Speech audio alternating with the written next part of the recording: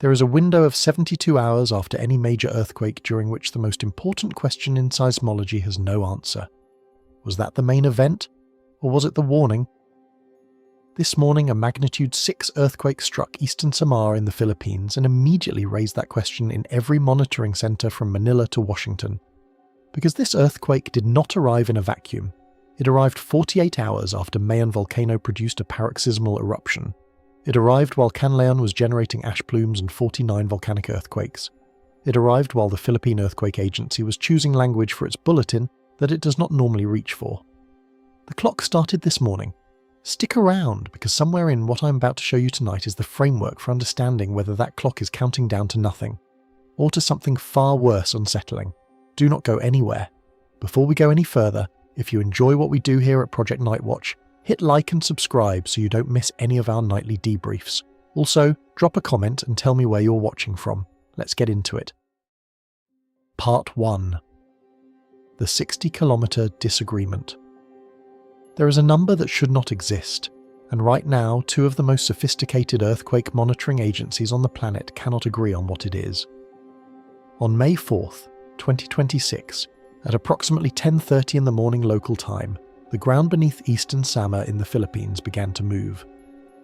A magnitude 6 earthquake tore through the region, rattling buildings from the Visayas all the way down through Mindanao, shaking windows in cities hundreds of kilometers away, and sending people running into the streets. Inside the San Pedro Calungsod Chapel, a heavy stone crucifix tore loose from its mounting above the altar and crashed to the floor. The Philippine Institute of Volcanology and Seismology, PHIVOLCS, logged the event, processed the data, and released a bulletin within minutes. Depth, 10 kilometers. The United States Geological Survey did the same. Depth, 73 kilometers. And that 63-kilometer disagreement is not a rounding error, it is not a data entry mistake, and it is absolutely not something you can just split the difference on and move on. Because 10 kilometers and 73 kilometers are not 2 versions of the same earthquake. They are 2 completely different events, happening in 2 completely different layers of the Earth, with 2 completely different implications for what comes next. Let me explain why that matters, because this is where most coverage of this earthquake has already failed you. When seismologists report earthquake depth, they are telling you something fundamental about what broke and where. The Earth beneath a subduction zone like the Philippines is not a uniform block of rock. It is a layered, moving, grinding system. You have the overriding plate on top, in this case, the Philippine Mobile Belt. Below that, you have the subducting slab, the Philippine Sea Plate, descending beneath the islands at a convergence rate of roughly 80 millimeters per year. That is fast by geological standards, relentlessly, mechanically fast. And as that plate descends, it does not simply slide cleanly into the mantle. It bends, it buckles, it dehydrates, and it breaks in ways that tell completely different stories depending on where exactly the breaking happens. At 10 kilometers, you're in the crust. You're talking about a rupture on or near the seafloor, potentially on a crustal fault system, potentially capable of displacing the ocean bottom. That kind of event, shallow, energetic, close to the surface, is the kind that generates tsunamis. It is the kind that delivers sharp, violent, highly localized ground motion. It is the kind where the shaking radius is relatively compact, but the damage potential within that radius is severe. A 10-kilometer depth in a subduction zone offshore is not a quiet event. It is the kind of event that triggers tsunami warning centers to start running models before the shaking even stops. At 73 kilometers, you're inside the subducting slab itself. You're in what seismologists call the intraslab zone, where the descending plate is under enormous internal stress from the bending forces acting on it, from the pressure of the surrounding mantle, and from the dehydration reactions stripping water out of hydrated minerals as temperature and pressure increase with depth. The water that gets squeezed out of these minerals lowers the melting point of the surrounding rock, which is part of how arc volcanoes form, but that is a story for later. The breaking itself, at 73 kilometers, is a different kind of rupture. It radiates energy more efficiently through the surrounding rock, it travels farther, it shakes a broader area, but the shaking it produces at the surface is typically more of a rolling, lower frequency motion, rather than the sharp, snapping jolt of a shallow rupture. And critically, unless the rupture is exceptional in scale, it is far less likely to produce significant seafloor displacement, which means the tsunami risk profile changes dramatically. The German Research Centre for Geosciences, known as GFZ, came in with a depth solution of approximately 75 kilometres, aligning closely with the USGS and confirming that the deeper interpretation is likely correct. That is 2 global monitoring agencies against 1 regional one. But here is something that people outside the seismological community almost never know. Early earthquake solutions change. In the first minutes to hours after a major event, seismic stations around the world are still uploading their recordings. The initial solution is based on however many stations have reported so far. As more data comes in, the solution refines. Sometimes it shifts by a few kilometres, sometimes it shifts by dozens.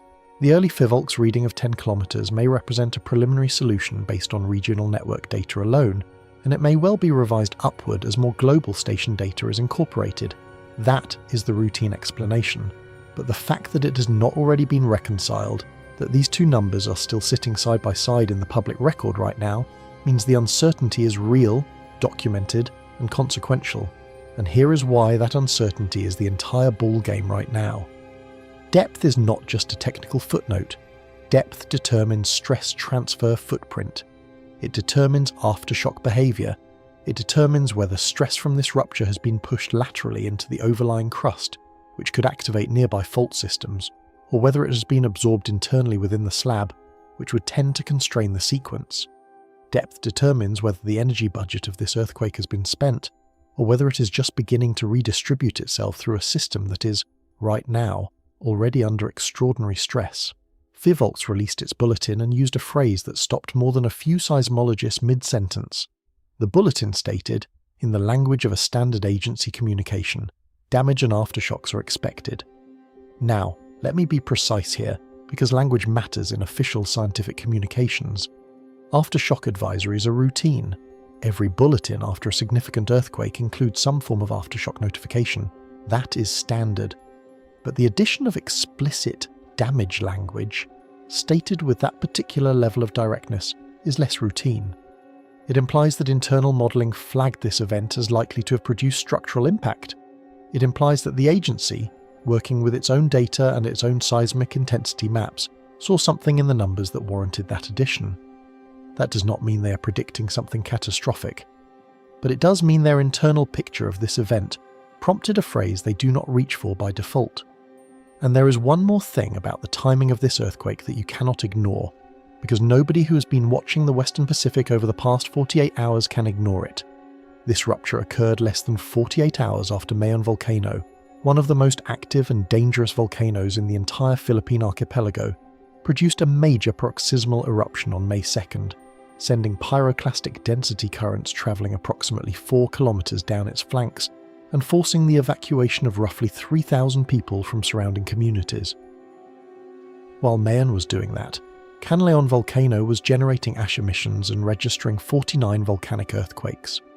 While both of those were happening, Marapi volcano across the Sunda Arc was producing rockfalls and pyroclastic activity of its own. 3 volcanoes and a significant earthquake inside 48 hours, in the most seismically active tectonic neighbourhood on the planet, and 2 of the world's top earthquake monitoring agencies cannot agree on a fundamental physical parameter of the event. Is this a singleton? A normal, standalone intra-slab rupture that will decay into a routine aftershock sequence and be largely forgotten within the week? Or is this a foreshock?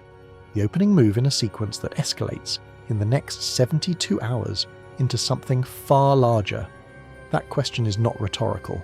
That question is, right now, being asked by seismologists monitoring arrays across the Western Pacific, and the answer, as of this moment, is that nobody knows. But the pattern recognition tools, the historical record, and the physics of what is happening beneath the seafloor right now give us a framework for thinking about it, and some of what that framework shows is not reassuring. To understand what might come next, you first need to understand where this happened, and why this particular piece of the Philippine Trench has a memory. Part 2.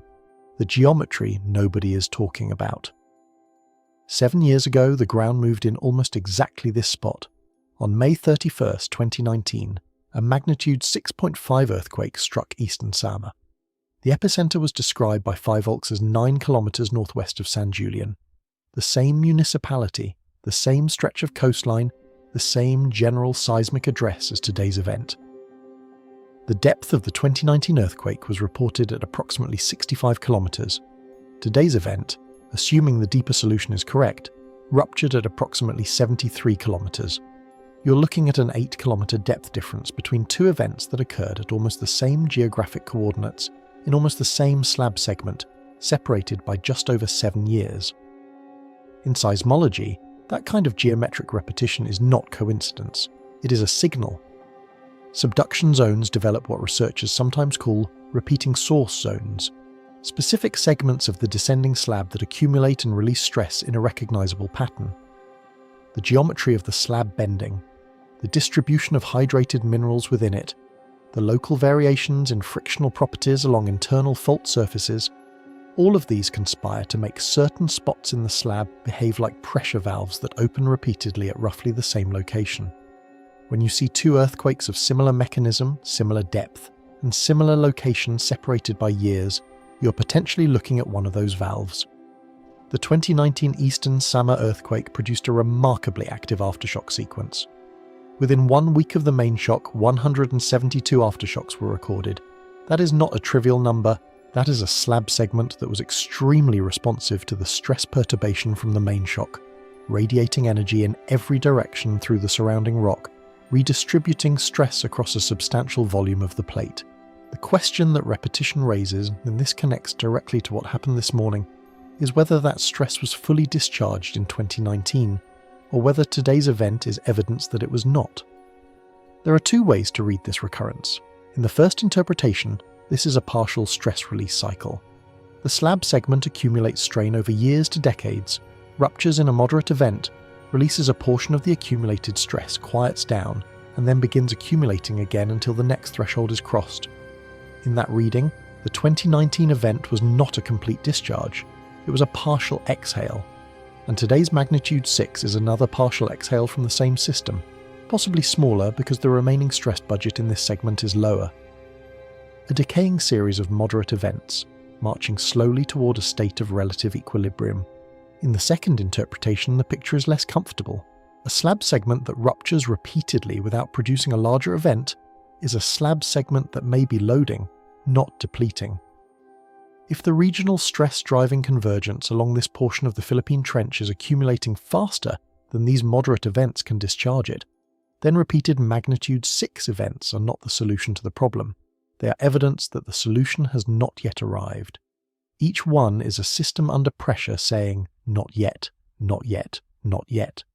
Today's event is smaller than 2019, a magnitude 6 compared to 6.5. If this is a decaying sequence, that would be broadly consistent with a pattern of diminishing returns, smaller and smaller events as the residual stress is gradually worked down.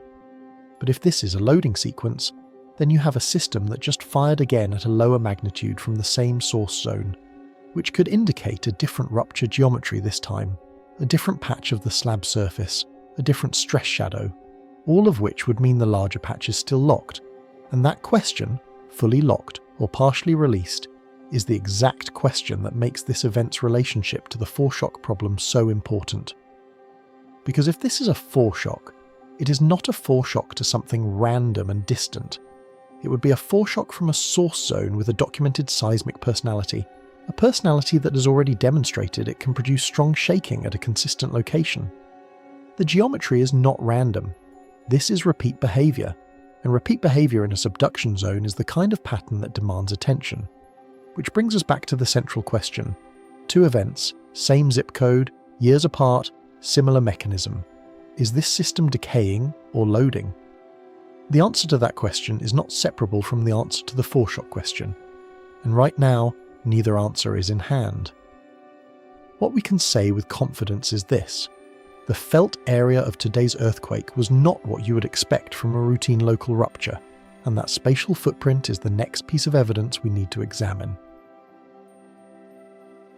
Part 3, the 700-kilometer footprint.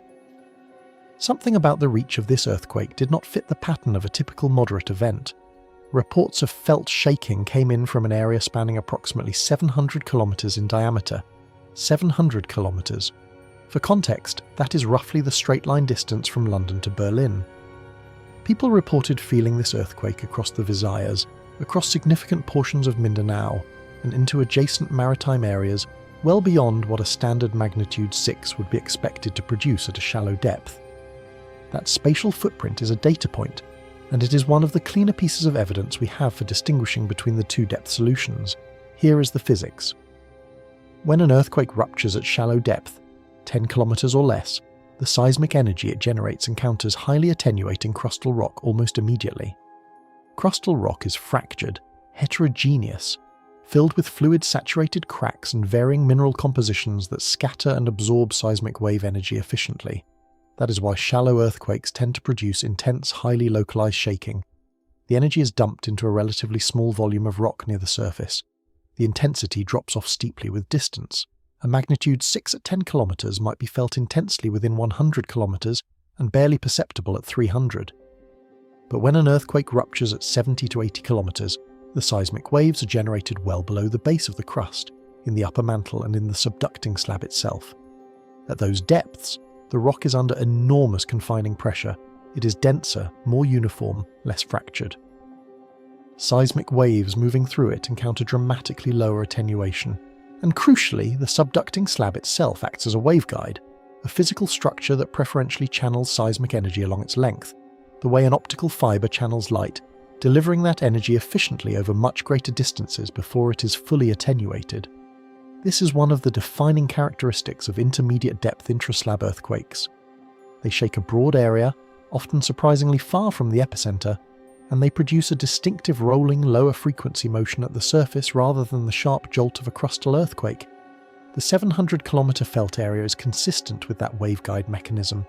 It is consistent with the 73-kilometer depth solution from USGS and GFZ. It is not consistent with a 10-kilometer shallow rupture, which would almost certainly have produced a smaller felt footprint and a much more severe pattern of localized damage near the epicenter. PHIVOLCS reported intensity 5 shaking in areas closest to the epicenter on the Philippine intensity scale.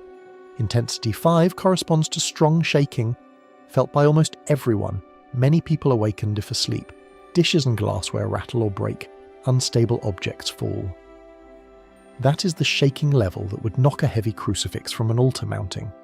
It is not, however, the level of shaking that routinely produces structural collapse in reinforced buildings. The damage footprint reported in the immediate aftermath, structural cracks, fallen objects, frightened populations but limited reports of major building failure, is also consistent with the deep interpretation. Intermediate depth earthquakes often produce what seismologists describe as an energy distribution and damage mismatch. They feel significant, they are felt widely, but the structural damage they produce is typically less severe than a shallower earthquake of the same magnitude at comparable epicentral distances. The energy is spread over a larger area, diluted across a broader surface footprint, rather than concentrated in a compact zone of destruction. And then there is the tsunami. There was none. The Pacific Tsunami Warning Center evaluated the event and did not issue a tsunami warning. The Joint Warning Center did not activate. No ocean observing instruments registered a wave. This matters because seafloor displacement, the kind you get from a shallow crustal fault rupture that literally lifts or drops the ocean bottom, is the primary mechanism for tsunami generation. If this earthquake had ruptured at 10 kilometers on a structure capable of producing significant vertical seafloor displacement, the chances of at least a minor locally generated wave would have been substantially elevated. The absence of any measurable tsunami signature is further evidence that the deeper solution is correct, that the rupture occurred within the slab well below the interface zone, and that it did not produce the kind of seafloor deformation needed to set water in motion. So the felt area, the damage pattern, and the tsunami absence all point in the same direction. The earthquake was almost certainly deep. The PHIVOLCS 10-kilometer reading is almost certainly a preliminary solution that will be revised. But here is what keeps this from being a clean, solved problem. If the depth is confirmed at 73 kilometers, this is an intraslab event. Intraslab events, by their nature, occur within the body of the descending plate, not on the plate interface. The plate interface, the megathrust surface where the Philippine Sea Plate and the Philippine Mobile Belt are in direct frictional contact, is a separate structure. And it is on the megathrust interface, not in the slab interior, where the very largest earthquakes in subduction zones occur. The question of whether today's intraslab rupture has changed the stress state on the nearby megathrust, whether it has moved that surface closer to or farther from its own rupture threshold, is a question that 73-kilometre deep seismograms alone cannot answer. We know this earthquake was probably deep. We know the felt area is consistent with that. We know there was no tsunami. What we do not know is what today's rupture did to the stress budget of the larger system it lives inside, and that system has been making noise in ways that extend far beyond this single rupture. Part 4. The image that defined the event. Every major earthquake eventually produces an image that lodges in the public memory, a visual shorthand for the event that gets shared, replicated and discussed long after the seismograms have been archived. For this earthquake, that image was taken inside the San Pedro Calungsod chapel, and it shows a heavy stone crucifix lying on the floor in front of the altar, torn from its mounting by the shaking.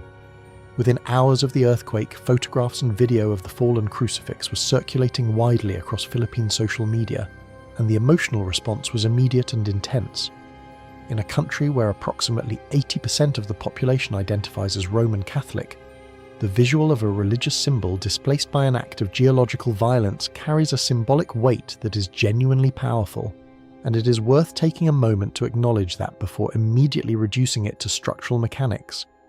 But the structural mechanics are also worth being clear about, because there is nothing physically anomalous about what happened to that crucifix. Intensity. 5 shaking is sufficient to dislodge heavy objects that are mounted on wall brackets or altar platforms, particularly if those mounting systems have experienced any prior weathering, if the mounting hardware has any degree of corrosion or loosening, or if the object is positioned at a height where the amplification of shaking motion from the building's own structural resonance increases the effective force it experiences. Heavy religious statuary in Philippine chapels is typically mounted using traditional methods that may not account for the kind of dynamic loading a moderate earthquake produces. The fact that the crucifix fell is not a sign of unusual shaking intensity. It is consistent with intensity 5 in a building with traditional construction methods and traditional mounting practices. Around the same time the crucifix images began circulating, several videos appeared showing animals behaving in what people were describing as unusual or agitated ways in the minutes before the shaking began. Dogs barking, birds taking flight, livestock moving restlessly. These videos were immediately interpreted by some viewers as evidence of animals sensing the earthquake before humans did, a phenomenon with a long anecdotal history and a modest but real scientific basis. Here is what the science actually says. Animals with high sensitivity to low-frequency sounds and ground vibrations can, in some cases, detect the P-wave arrival, the primary wave, the faster, compressional wave that travels ahead of the S-wave and surface waves that cause the actual felt shaking. P-waves carry some energy at frequencies below human perception. A dog, a bird, or a large mammal with good low-frequency hearing might register the P-wave arrival seconds before the S-wave hit. That is a real physical mechanism, not a mystical one, and it does not imply that animals predicted the earthquake in any meaningful sense. They sensed the first arrival of seismic energy by perhaps a few seconds. What all of these images and videos share is a common cognitive dynamic. Humans are pattern recognition machines, and in the immediate aftermath of a frightening event, we search the surrounding sensory record for signals we might have missed. Signals that, in retrospect, could have warned us. The fallen crucifix, the agitated animals, the unsettled atmosphere, these become retroactive evidence of significance. They feed a narrative of exceptional events. But the real anomaly here is not the fallen crucifix. The real anomaly is the seismic context that surrounds the earthquake, the unresolved depth disagreement, the proximity to 3 active volcanic systems, the history of this specific source zone, and the timing that places this event squarely in the window where its classification as singleton or foreshock remains genuinely open. The image defined the event in the public mind. But the question that actually matters is what is happening underground. And that question requires us to look at the volcanic activity that was already underway before the earthquake arrived and ask honestly whether any of it is connected. Part 5. 3 volcanoes, 1 clock. 48 hours before the earthquake, Mayon Volcano announced itself in the most dramatic way it knows how. On May 2nd, 2026, Mayon, which sits on the island of Luzon roughly 400 kilometers northwest of the earthquake epicenter, produced what volcanologists classify as a paroxysmal eruption, a sudden high-energy discharge event characterized by vigorous lava fountaining, the generation of pyroclastic density currents, and the emission of substantial ash plumes. The pyroclastic density currents travelled approximately 4 kilometers down Mayon's flanks. For those who are not familiar with what a pyroclastic density current actually is, it is a superheated avalanche of volcanic gas, ash, and fragmented rock travelling at speeds that can exceed 300 kilometers per hour. Nothing in its path survives. 4 kilometers is not a casual distance.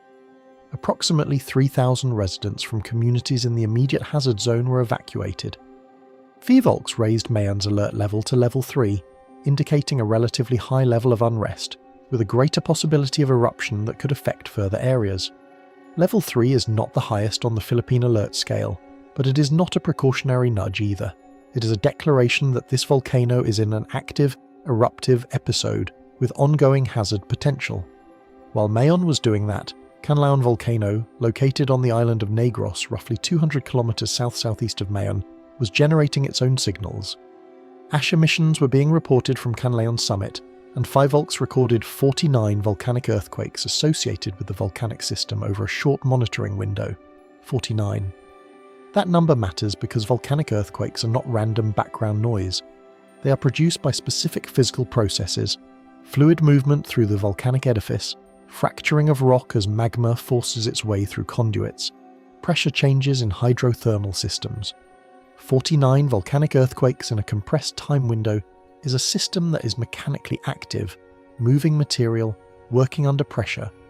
Kanlaon was placed at alert level 2, indicating probable magmatic intrusion that could lead to phreatic eruptions or magmatic activity. And then there was Marapi. Not Marapi in Java, though that one is worth keeping an eye on separately, but Marapi in Sumatra, which has been in a state of elevated eruptive activity, and was producing rockfalls and pyroclastic activity during the same period. Marapi exists within the Sunda Arc volcanic chain, a geologically related but geographically distinct system from the Philippine volcanic arc, driven by a different subducting plate along a parallel convergent margin. 3 volcanic systems in 2 distinct but closely related tectonic frameworks, all showing elevated activity within the same 48-hour window as a significant earthquake. Individually, none of these events is exceptional. Mayon erupts, Kanlaon rumbles, Marapi is rarely quiet. Each of these is a normal operating condition for their respective volcanic systems. But collectively, within this particular window, in the context of a region whose tectonic machinery is driven by the same fundamental engine, the visual impression is undeniably striking. And that impression is exactly where the danger of misinterpretation begins. Because the question is not whether this cluster looks significant. It does. The question is whether it is significant in a physically causal sense. Whether these events are connected. Whether one of them caused another.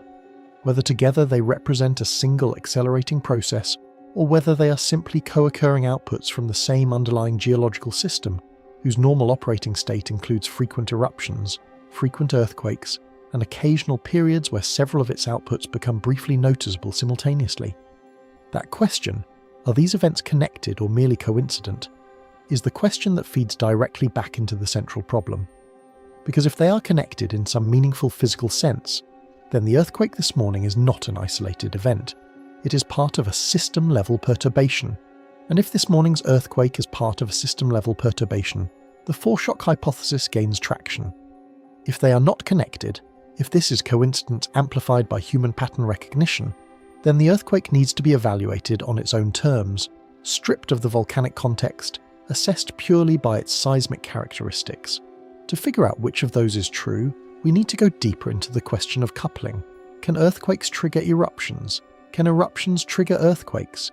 And is there a historical precedent in the Philippine system that tells us how to think about this? Part 6. The coupling question. Let me ask you something directly. If a magnitude 6 earthquake struck less than 50 kilometers from an active volcano, would you expect the volcano to respond? Your intuition probably says yes. The ground shook. Surely that shaking disturbed the magma system, changed the pressure, opened a crack, moved something. And your intuition is not entirely wrong. Seismic waves from earthquakes do propagate through volcanic edifices and can, under the right circumstances, affect the behaviour of hydrothermal systems and even shallow magma reservoirs. But the devil, as always, is in the physical details. The phenomenon you would be describing is called Coulomb stress transfer, or more broadly, dynamic stress triggering. When a fault ruptures, it does not simply release stress locally and stop. It generates stress changes throughout the surrounding rock. Some areas experience an increase in stress, some experience a decrease, depending on the geometry of the rupture relative to the receiving structure. These stress changes can be static, lasting changes in the stress field that persist after the earthquake, or dynamic transient oscillations carried by seismic waves that pass through a structure briefly and then move on. For volcanic systems, the primary concern is whether either kind of stress change is sufficient to destabilize a magma body or hydrothermal reservoir enough to trigger an eruption. The physics sets strict limits on this. A magnitude 6 earthquake, even at relatively close range, produces Coulomb stress changes that are typically on the order of fractions of a bar to a few bars at most in the surrounding rock. The stress changes decay rapidly with distance, following roughly an inverse cube relationship. Double the distance, and the stress change drops by roughly a factor of 8. Mayon Volcano is approximately 400 kilometers from today's epicenter. At that distance, the Coulomb stress change from a magnitude 6 is essentially negligible, orders of magnitude below the threshold that has been proposed in the literature for earthquake-triggered volcanic responses. Kanlaon is somewhat closer, but not dramatically so in terms of the stress decay curve. The reverse coupling question, whether volcanic activity could trigger the earthquake, runs into similar physical obstacles but from the other direction. Volcanic earthquakes, the kind being generated by fluid movement and conduit pressurization within Mayon and Kanlaon, are typically shallow, low-magnitude events. The stress changes they produce outside the volcanic edifice are small and locally confined. They cannot reach down to 73 kilometers depth in the subducting slab and disturb a slab fault segment that is under hundreds of bars of tectonic stress accumulation. The energy scales are simply too different. A volcanic earthquake generating tenth of a bar stress perturbations cannot unlock a slab rupture that requires tens of bars of accumulated strain to initiate. So the direct coupling hypothesis, volcano causes earthquake, earthquake causes volcano, does not survive quantitative scrutiny in this specific case. The distances are too great, the magnitudes are too modest, and the physical mechanisms required to bridge those gaps would require stress transfer processes that are not supported by current observational data from this region. But here is where the situation becomes more subtle, and this is the part that connects directly back to the central question. There is a third possibility that is neither direct causal coupling nor pure coincidence. It is shared forcing. The Philippine Sea Plate is descending beneath the Philippine Mobile Belt across a broad front at 80 millimeters per year. That descent is what creates the volcanoes. The dehydrating slab releases water into the overlying mantle wedge, lowering the melting point of that mantle rock and generating the magmas that feed Mayon, Kanlaon and dozens of other Philippine volcanoes. That same descent is what generates the stress accumulation on the slab's internal fault surfaces and on the megathrust interface that produced today's earthquake. They share a driver. The subducting plate is the engine of both processes simultaneously. What this means is that when you observe a period of elevated volcanic activity and elevated seismicity in the same tectonic framework, you are not necessarily observing a causal chain. You may be observing what might be called synchronized outputs, multiple expressions of the same underlying plate motion, each operating on its own timeline but all powered by the same source. The volcanoes are not triggering the earthquake is not triggering the volcanoes, but both are running hotter, as it were, because the plate driving both of them is still moving at 80 millimeters per year, every year, without a pause. There is a historical case from the Philippines that demands honest examination here, because it is the most commonly cited example of possible earthquake-volcanic interaction in the archipelago, and it is not straightforward. In June of 1991, Mount Pinatubo produced one of the largest volcanic eruptions of the 20th century. 2 months earlier, on July 16, 1990, a devastating magnitude 7.8 earthquake struck Luzon, one of the deadliest in Philippine history. The proximity and time between that earthquake and the Pinatubo eruption has long been discussed as a potential causal relationship. with some researchers suggesting that the earthquake destabilized the Pinatubo magmatic system enough to accelerate its eruption timeline. The evidence for that interpretation is genuinely ambiguous. Pinatubo had been showing signs of reawakening before the 1990 earthquake. The precursory signals that volcanologists retroactively identified as the beginning of the eruption sequence predate the earthquake by months. The magnitude 7.8 earthquake was large enough that Coulomb stress changes at Pinatubo's location could not be entirely dismissed. But whether those stress changes actually triggered the eruption versus simply accelerating a process already well underway is something that the current literature has not resolved cleanly. It is a case study in the genuine difficulty of establishing causation in complex coupled systems, and it should make us humble about our ability to draw clean lines between events. Today's earthquake is a magnitude 6. It is not a magnitude 7.8. The comparison to 1990 is physically imperfect, but the precedent exists, and the existence of the precedent means that the coupling question, however poorly it survives quantitative analysis in this specific case, is not something the scientific community will simply dismiss without looking twice. The honest answer right now is this: the volcanic activity and the earthquake are almost certainly not directly triggering each other. They are almost certainly co-expressions of the same underlying tectonic engine. But that shared engine is the reason why this morning's earthquake cannot be evaluated in a vacuum, stripped of its volcanic context. Because the same system producing those eruptions is the system we're asking the foreshock question about. And that system has a history. Part 7. The engine beneath. There is a machine running beneath the Philippines that never stops. It does not pause for weather. It does not pause for political crises or pandemics, or the full sweep of human history playing out on the islands above it. It operates on geological time, patient and enormous, and the best way to understand everything we have discussed so far, the earthquake, the volcanoes, the stress questions, the depth disagreement, all of it, is to spend a moment with the machine itself. The Philippine Trench is one of the most geologically active structures on the planet. It is the surface expression of the subduction zone where the Philippine Sea Plate is being consumed beneath the eastern edge of the Philippine archipelago, diving at an angle into the mantle below. The convergence rate of approximately 80 mm per year is considered fast in the context of global subduction zones. For reference, the Nazca Plate subducting beneath South America, which generated the 1960 Chilean earthquake, still the largest ever recorded, converges at roughly 70 to 80 mm per year in some segments. The Philippine system is in that same velocity class. What this convergence rate means in practical terms is that the stress accumulation rate on this system is high. Stress accumulates where plates are locked together, where the frictional strength of the contact surface is greater than the driving stress trying to slide them past each other. The longer a segment stays locked without breaking, the larger the eventual earthquake when it does break, because more elastic strain energy has been stored in the surrounding rock. 80 mm per year across a locked interface is a substantial loading rate. Over decades, it adds up to meters of accumulated displacement that must eventually be released seismically. The volcanic arc that runs down the spine of the Philippine archipelago, Mayon, Bulletin, Kanlaon, Pinatubo, and dozens of others, is the direct surface expression of the dehydration reactions happening in the descending Philippine Sea Plate at depth. As the plate descends below roughly 30 kilometers, temperature and pressure conditions begin triggering metamorphic reactions that drive water out of hydrated minerals in the oceanic crust and upper lithospheric mantle.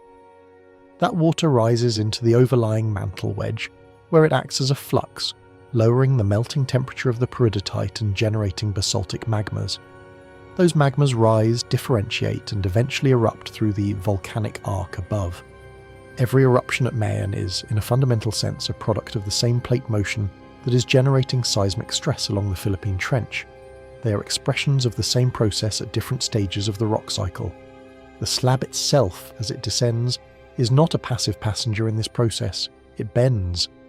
The outer rise, where the plate begins to tilt downward toward the trench, generates extensional stresses in the upper portion of the plate and compressional stresses in the lower portion, a bending moment that cracks the plate internally and generates what are called outer rise earthquakes. Below the trench, as the plate descends further, these bending stresses evolve and the slab begins to experience additional stress from the pressure of the surrounding mantle. In some subduction systems, the slab is relatively cold and strong, and it transmits stress efficiently over long distances along its length. In others, the slab is warmer and weaker, and stress is more locally confined. The Philippine Sea Plate is relatively young in the portion subducting beneath Eastern Samar, which means it is relatively warm for its depth, and its mechanical behaviour at 70 to 80 kilometres is somewhat different from an old, cold, rigid slab. This affects the geometry of stress accumulation and the character of the ruptures it produces. In recent weeks, elevated seismicity has been noted across the broader Western Pacific region. Japan has recorded a series of moderate events along the Nankai and Ryukyu systems. The Tonga-Kermadec arc has been active. Indonesian seismicity has been elevated across multiple segments of the Sunda Arc. None of these represent a coordinated global event. The Earth's tectonic plates are not connected in a way that allows stress to be transmitted rapidly across oceanic distances. But they do collectively represent a reminder that the Western Pacific is, at baseline, the most seismically active region on the planet, and that periods of apparent clustering of events in this region are not unusual from a statistical standpoint. The key insight here is this: the Philippine system is always active. There is never a quiet period in any meaningful geological sense. There is always a volcano showing elevated seismicity somewhere in the archipelago. There are always micro-earthquakes occurring along the trench. The question is not whether the system is active, it is always active. The question is whether today's earthquake represents a departure from baseline behaviour that has predictive significance for what comes next. And that is the question that takes us directly into the part of this analysis that is genuinely uncomfortable. Because the scientific community has been studying this question, the foreshock identification problem, for decades, and the honest state of the art is not reassuring. Part 8. The statistic nobody likes. Here is a number that seismologists know by heart and that keeps them professionally humble. Between 5 and 10% of significant earthquakes turn out, in retrospect, to have been foreshocks to a larger event. 5 to 10%. That sounds small, and in one sense it is. Most earthquakes are not foreshocks, but there is a critical asymmetry embedded in that statistic that makes it considerably more uncomfortable than it first appears. The challenge is not identifying foreshocks after the fact. The challenge is that you cannot identify a foreshock in real time. Every earthquake, at the moment it occurs, is a potential foreshock, every single one. The physical parameters that would distinguish a future foreshock from a future singleton are not written into the earthquake itself at the time of its rupture. They are only legible in retrospect after the larger event either happens or does not.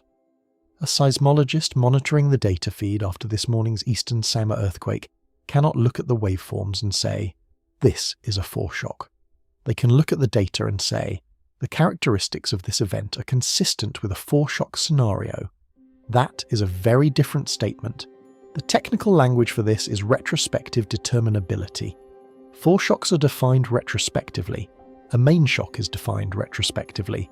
An aftershock is defined retrospectively. In the immediate hours following a moderate earthquake, all three categories are equally possible for that event, and the only way to determine which one you are looking at is to wait and see what happens next. This creates a genuine operational problem for hazard agencies. If you treat every significant earthquake as a potential foreshock and issue elevated warnings, you will be wrong 90 to 95% of the time, and the credibility cost of repeated false alarms is substantial. Populations stop heeding warnings that are regularly not followed by the predicted escalation. If you treat the earthquake as a singleton and communicate routine aftershock expectations, you risk being caught flat-footed by the 5 to 10% of cases where escalation does occur. There is no clean solution to this problem with current technology and current understanding. In subduction zone settings specifically, the picture is slightly modified. Subduction zone earthquakes, particularly intraslab events like today's, tend to be somewhat less likely to function as foreshocks than shallow crustal earthquakes, based on the global statistical record. The physical reason for this may be related to the higher confining pressures at intraslab depths, which affect the conditions for rupture nucleation and propagation. But somewhat less likely is not the same as unlikely. And in a subduction zone with the seismic history and loading characteristics of the Philippine Trench, somewhat less likely is not a number that lets you sleep easily in the 48 hours after a magnitude 6 event. The monitoring indicators that seismologists watch for in the aftermath of a potential foreshock include three primary signals. The first is magnitude escalation in the aftershock sequence. If the aftershocks are trending larger rather than smaller, that is a departure from normal Omori decay behaviour and a flag for possible sequence escalation. The second is spatial migration. If the aftershock epicenters are moving systematically along a fault structure rather than clustering tightly around the initial rupture, that may indicate stress is propagating toward a new and potentially larger patch of the fault. The third is frequency acceleration, an increasing rate of seismic events rather than the decreasing rate expected from normal aftershock decay. Any combination of these three signals, particularly in the first 24 to 48 hours after the initial event, would prompt serious concern about the foreshock scenario. In the immediate aftermath of this morning's earthquake, the reported aftershock count was low, approximately 5 aftershocks in the first hour. That low initial count is actually a data point worth examining carefully, and it connects directly back to the question of whether the stress in this slab segment has been fully released or not. Part 9. The Tohoku Pattern. It is worth taking a moment to confront the most extreme historical example of the foreshock scenario in the subduction zone context, because its shadow falls over every major earthquake that occurs in the Western Pacific. On March 9, 2011, a magnitude 7.3 earthquake struck off the coast of Japan's Sanriku region. It was a significant event by any measure, strong enough to trigger a tsunami warning and to prompt evacuations in coastal communities. Seismologists analysed it, catalogued it, and watched the aftershock sequence develop. 2 days later, on March 11, 2011, the subduction zone ruptured again. The second event was a magnitude 9.0, the Tohoku earthquake. Approximately 15,900 people were killed. The tsunami it generated inundated over 560 square kilometers of Japanese coastline.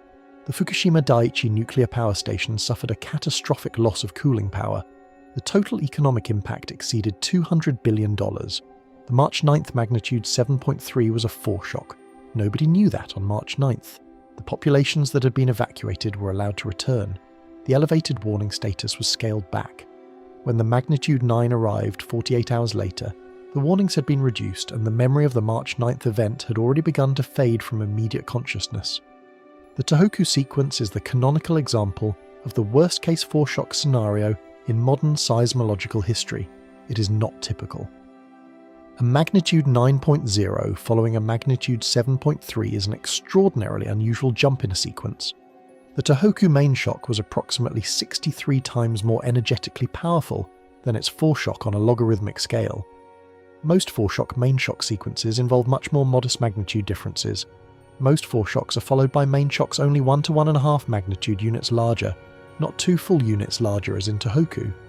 Today's Eastern Samar earthquake is a magnitude 6. To match the relative Tohoku scaling, you would be imagining an escalation to a magnitude 8. To match the absolute Tohoku outcome, you would be imagining a magnitude 9. The honest assessment is that both of those scenarios represent the extreme tail of the probability distribution for what follows today's event. They are not the expected outcome. They are not even the likely outcome. But the Eastern Samar region has not yet produced the kind of extended aftershock swarm that would be expected in the hours following a normal intraslab event if all the stress had been released. The sequence is still developing. The foreshock window, the period of maximum uncertainty during which the probability of sequence escalation is highest, is still open. Samar is still inside that window. The Tohoku pattern does not describe what will probably happen here, but it describes what happened once, in a subduction zone, after a moderate earthquake that looked routine, and that is precisely why seismologists in Manila and Tokyo and Washington are watching the Eastern Samar aftershock data right now with the specific kind of attention that is only ever paid to situations that cannot yet be ruled out. Part 10. What PHIVOLCS might be seeing. Return for a moment to that phrase in the PHIVOLCS bulletin. Damage is expected. In the world of official agency communications, language is not chosen carelessly. Earthquake bulletins are written from templates, refined over years of institutional experience, calibrated to communicate specific levels of certainty and concern without either alarming the public unnecessarily or understating a genuine hazard. Every word in a PHIVOLCS bulletin has passed through the filters of trained scientists who know exactly what effect different phrasings will have on emergency management authorities and on the public. The standard aftershock advisory language used in most national earthquake monitoring bulletins warns the public to expect aftershocks that may be felt and could cause additional damage to already weakened structures. That is the default. It communicates ongoing hazard without implying that anything particularly unusual is expected. The phrasing "damage is expected" is a step beyond that default. It is not alarmist language, but it is specific. It implies that internal damage assessment modelling, which most advanced monitoring agencies run automatically following significant events, has produced output indicating that structural impacts are expected at a level warranting direct public communication. That could mean several things. It could mean that the seismic intensity distribution calculated from the event's parameters overlaps significantly with populated areas and older building stock, making damage statistically probable even from a routine event. It could mean that the preliminary peak ground acceleration estimates in the area closest to the epicenter exceeded thresholds associated with structural damage in unreinforced masonry construction, which is common in rural Philippine communities. Either of those interpretations is entirely routine and does not imply any elevated concern about sequence escalation. But consider the possibility that the PHIVOLCS damage language reflects something else, not structural damage modelling from the current event alone, but a broader situational assessment. If internal processing at PHIVOLCS has flagged this event as occurring in a stress regime that makes aftershock exceedance, aftershocks larger than typically expected, somewhat more probable, then more specific damage language would be appropriate even if the initial event parameters are not themselves exceptional. Barth's law, an empirical relationship in seismology named after Swedish geophysicist Marcus Barth, states that the largest expected aftershock of any earthquake will typically be approximately 1.2 magnitude units smaller than the main shock. For a magnitude 6 main shock, that gives an expected largest aftershock of approximately magnitude 4.8. That is a felt earthquake, possibly strong enough to cause additional damage in structures already weakened by the main shock, but not a significant independent hazard. Normal Amori decay from a magnitude 6 would produce a handful of felt aftershocks in the first day, declining to occasional events over the following week. That is the expected statistical behaviour. Departures from that statistical expectation, larger than predicted aftershocks, faster than expected decay, unusual spatial migration of the sequence, are the signals that seismologists monitor for evidence of an escalating sequence. In the 2019 Eastern Samar earthquake, the aftershock sequence was unusually productive, with 172 recorded aftershocks in 1 week. Whether today's sequence follows a similar trajectory will be one of the first indicators of whether the 2019 analogy is holding, and what that analogy implies about the remaining stress budget in this slab segment. The low early aftershock count, approximately 5 in the first hour, is ambiguous. It could indicate that the main shock was efficient, releasing a large fraction of the available strain energy in the rupture zone, leaving little residual stress to drive an active aftershock sequence. Or it could indicate that the rupture activated a relatively small fault area, leaving adjacent areas of the slab under elevated stress that has not yet found release. These two interpretations look identical in the early data. The 72-hour window is the monitoring interval that matters most in this evaluation. The global statistical record of foreshock main shock sequences shows that when escalation occurs, it occurs most commonly within 72 hours of the initial event. Beyond 72 hours, the probability of a significant upward scaling of the sequence drops substantially. Not to zero, there are documented cases of main shocks arriving days or even weeks after an initial moderate event, but significantly. Right now, that clock is running. Part 11. The 72-hour clock. Think of it this way. Every earthquake that occurs in a subduction zone enters a 72-hour evaluation window, during which the probability that it is a foreshock is highest. The aftershock behaviour is most informative, and the decisions made by hazard agencies have the most immediate practical consequence for populations at risk. During that window, seismologists are looking for specific patterns in the data stream. Magnitude escalation is the most obvious, if the aftershocks are creeping upward rather than downward in magnitude, particularly if any event approaches or exceeds the magnitude of the initial event. That is a direct flag for possible main shock behaviour to come. The principle is simple. In a normal aftershock sequence, the initial event is the main shock, and everything that follows is smaller. If subsequent events are not smaller, if they are comparable or larger, then the initial event may not have been the main shock. Spatial migration is the subtler signal.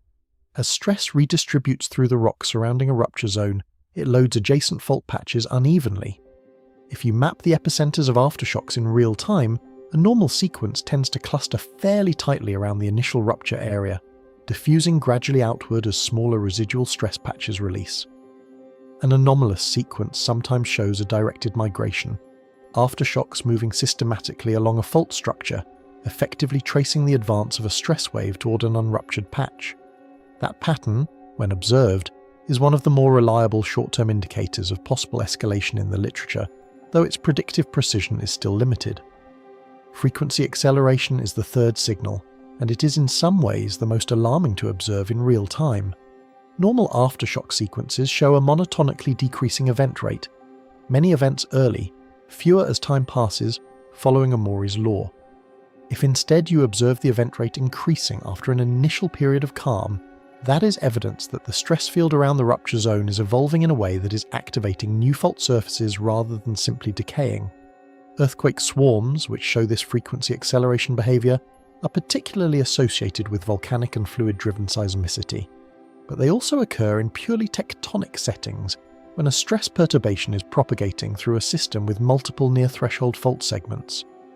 None of these signals can, individually, predict a future larger earthquake with the precision that would satisfy an operational warning standard.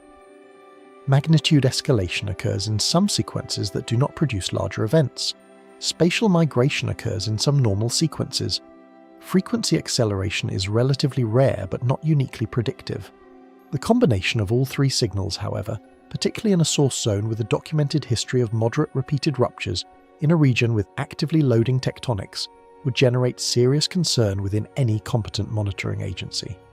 The monitoring arrays running right now on the Eastern Samar sequence are feeding data to automated processing systems that are calculating, at intervals of minutes, whether the sequence is behaving within the bounds of normal aftershock statistics or departing from them in any of these three ways. Every hour that passes without a magnitude escalation is a data point in favour of the singleton interpretation. Every hour that passes without the sequence transitioning to swarm-like behaviour is a data point in favour of normal decay. But every hour that passes also advances the aftershock sequence into a window where, if escalation were to occur, it would arrive with less warning and less time for response. The decision window, the period during which preemptive action by emergency management authorities would make a meaningful difference in loss of life if the sequence did escalate, is not unlimited. Evacuation of coastal communities in tsunami risk zones requires time. Prepositioning of emergency response assets requires time. Communication to the public of elevated uncertainty requires time and needs to be calibrated to avoid both under-response and over-response, each of which has its own serious consequences. The agencies monitoring this event right now are navigating that decision window in real time, with incomplete data, in a system whose behaviour they cannot predict with certainty. They are doing the best that current seismological science allows, and current seismological science allows quite a bit, but it does not allow certainty. Not yet. What it does allow is probabilistic framing, and when you apply a probabilistic framework to the available data, you get not one answer, but a set of answers with different likelihoods. Let me lay those out. Part 12. The real link, the engine beneath. Before we move to the probability framing, there is one more structural point about the Philippine system that needs to be made explicit, because it contextualizes everything else. The Philippine Sea Plate does not subduct beneath the Philippines uniformly. The plate boundary is not a simple, straight, cleanly defined line.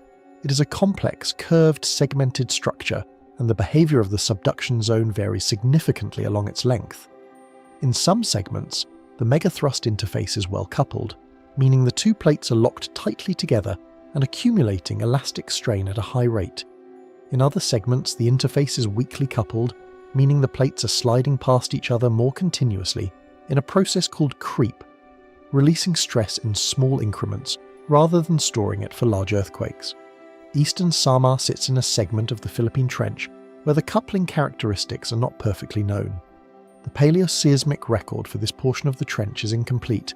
There are relatively few historical accounts of truly great earthquakes from this specific segment, which could indicate either that this segment is weakly coupled and tends to slip aseismically, or that this segment has a long recurrence interval for great earthquakes and simply has not ruptured in the historical record. Distinguishing between these two interpretations requires geodetic data, GPS measurements of how much the overlying crust is being strained, and the geodetic coverage of the eastern Philippine coast, though improving, is not as dense as that of the more extensively studied Nankai or Cascadia subduction zones. What this ambiguity means in practical terms is that the question of how much strain energy is currently stored in the Eastern Samar segment of the Philippine megathrust is genuinely uncertain. It is possible that this segment is locked across a large area and has been accumulating strain for decades without releasing it in major earthquakes. It is possible that this segment is partially coupled, releasing some strain continuously through slow slip and microseismicity. And it is possible that the intraslab events like today's, ruptures within the slab rather than on the interface itself, are the dominant form of seismic energy release in this region, with the interface itself creeping relatively freely. Today's earthquake, if it is confirmed as an intraslab event at 73 kilometers, is not a rupture on the megathrust interface. It is a rupture inside the slab. But intraslab ruptures can change the stress state on the overlying megathrust interface, depending on their geometry, their slip direction, and their depth relative to the interface. In some cases, intraslab ruptures cause Coulomb stress increases on portions of the megathrust, potentially pushing already loaded interface segments closer to their rupture threshold. In other cases, they reduce interface stress. The direction of the effect depends on the specific fault geometry of the intraslab event, and that geometry is not yet fully resolved for today's earthquake. This is the deep structural reason why the depth disagreement matters so much, not just because 10 kilometers versus 73 kilometers changes the tsunami risk and the shaking pattern, but because the stress transfer implications of an intraslab rupture at 73 kilometers onto the overlying megathrust interface are entirely different from the stress transfer implications of a crustal rupture at 10 kilometers, and the condition of that megathrust interface, how loaded it is, whether today's event pushed it toward or away from failure, is ultimately the most consequential physical question in the entire analysis. The engine beneath the Philippines is running. It has been running for millions of years. It will be running for millions more. Today's earthquake is one data point in that engine's continuous operation. The volcanoes are another set of data points from the same engine. They share a driver, they share a source, and they share a future in which that engine will continue to produce both earthquakes and eruptions on timescales ranging from hours to millennia. The question is not whether the engine will produce more significant events. It will, with absolute certainty. The question is whether the next significant event from this engine is hours away or decades away. And right now, with the 72-hour window still open and the aftershock sequence still developing, that question remains genuinely unresolved. Part 13. What comes after the realistic path? Let us be honest about probabilities, and let us start with the most likely outcome, because the most likely outcome is not the one that gets the dramatic treatment. In the statistical majority of cases, somewhere between 90 and 95% of the time, a magnitude 6 intraslab earthquake in a subduction zone behaves exactly as expected. The main shock occurs. A sequence of progressively smaller aftershocks follows, decaying according to Omori's law over a period of days to weeks. The largest aftershock is typically around magnitude 4.8 to 5, enough to be felt, possibly enough to cause additional minor damage to structures already weakened by the main shock, but not an independent disaster. The seismic network logs the sequence, the hazard agencies update their bulletins as the activity declines, the communities in the affected area begin cleanup and structural assessment, and within a week the event has dropped off the front pages and returned to the background seismic noise of a region that experiences hundreds of significant earthquakes per year. For the Eastern Samar earthquake specifically, the 2019 sequence offers a useful baseline. That magnitude 6.5 event from the same source zone produced 172 aftershocks in 1 week. If today's magnitude 6 produces a proportionally scaled aftershock sequence, somewhat smaller given the lower main shock magnitude, you would expect several dozen felt aftershocks over the following week, with perhaps 2 to 4 events in the magnitude 4 to 5 range.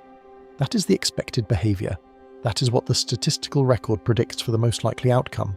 This expected decay is described by Omori's law, which quantifies how the rate of aftershock occurrence decreases with time following a main shock. In its simplest form, the rate of aftershocks at time t after the main shock is proportional to 1 divided by t. The rate halves as time from the main shock doubles. In the first hour, you get the most aftershocks. In the first day, the rate is already substantially lower. By the end of the first week, the sequence has usually decayed to something indistinguishable from background seismicity for all but the most sensitive monitoring systems. For the communities closest to the epicenter, San Julian and the surrounding municipalities of Eastern Samar, the realistic expected experience over the coming days is a continuation of moderate felt shaking from aftershocks, possible additional structural damage in buildings already compromised by the main shock, disruption to transportation, and utilities pending damage assessment, and a sustained period of public anxiety that is entirely understandable and entirely rational given the circumstances. That is not a trivial experience for the people living through it, but it is the expected outcome, and it is an outcome that Philippine communities have navigated many times before. The infrastructure challenges in Eastern Samar, which is a relatively rural and economically disadvantaged province by Philippine standards, mean that even a routine aftershock sequence creates real logistical difficulties. Road damage, disrupted communications, displaced residents who have evacuated as a precaution. All of these require coordinated emergency response even when the seismic sequence itself is behaving completely normally. The PHIVOLCS bulletins and the local government response infrastructure are designed for exactly this scenario, and they have substantial experience with it.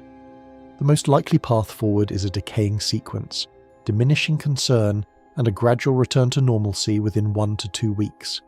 That is what the numbers say. That is what historical precedent suggests. The expected outcome is not catastrophic, but expected outcomes and tail risks are different things, and the tail risk in this situation is real enough to spend some time with. Because the expected outcome being benign does not mean the non-expected outcomes are negligible. It means they are unlikely, and unlikely is not impossible. Part 14. The escalation path. If today's earthquake is not a singleton, if it is a foreshock, then the escalation path looks something like this. In the moderate escalation scenario, the aftershock sequence does not decay as expected. Instead, within 24 to 72 hours, one or more events in the magnitude 5.5 to 6.5 range occur.